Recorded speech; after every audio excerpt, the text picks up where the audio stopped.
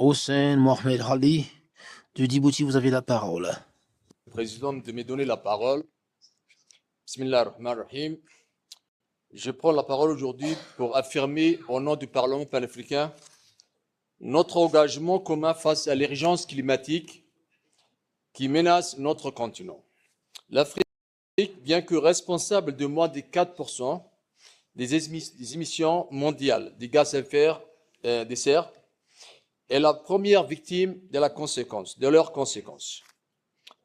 Désertification, insécurité alimentaire, pénurie d'eau, déplacements forcés, atteint aux moyens de subsistance de notre population. Monsieur le Président, le COP29 ne doit pas être une conférence de plus.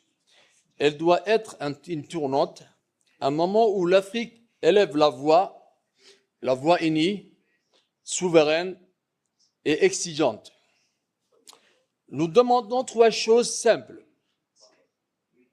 mais fondamentales. Un accès direct et équitable au financement climatique.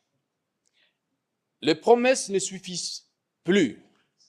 Nos pays ont besoin de moyens concrets pour s'adapter, protéger leur territoire et bâtir une économie verte.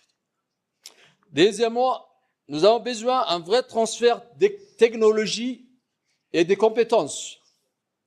Rester dépendants, nous voulons produire nos solutions adaptées à nos réalités locales. Troisièmement, une renaissance pleine du rôle du Parlement. Sans législation, sans contrôle parlementaire, les engagements climatiques restent des paroles, Monsieur le Président. Les députés doivent aussi un siège à la table des négociations pour les prochaines conférences. Chers collègues, je propose alors la création d'un mécanisme parlementaire africain de suivi des engagements climatiques pour vérifier à leur mise en œuvre pays par pays, budget par budget.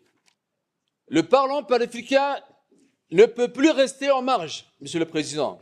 Nous devons devenir une force politique motrice en service de l'intérêt du peuple africain, de la justice climatique et de la souveraineté environnementale de l'Afrique.